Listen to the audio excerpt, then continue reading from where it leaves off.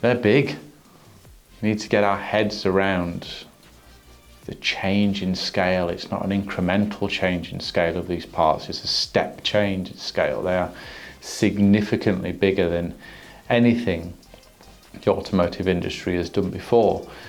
Traditionally, large castings of these scales have been reserved for industries such as oil and gas or shipbuilding or potentially some aerospace or maybe defence, but the focus for those industries has never been on lightweight. They're always attached to very large machines. They've got a lot of power and have been designed to manage that mass, whereas automotive, it's all about lightweight, because lightweight is efficiency. The more weight you remove from a vehicle, the less energy it needs to power. The less energy you need to power, then the more sustainable it is, the less fuel it will use, the less energy it will consume. So it's taking an existing concept and using that. And the idea of mega castings has been around for a number of years, over 50 years, over 100 years.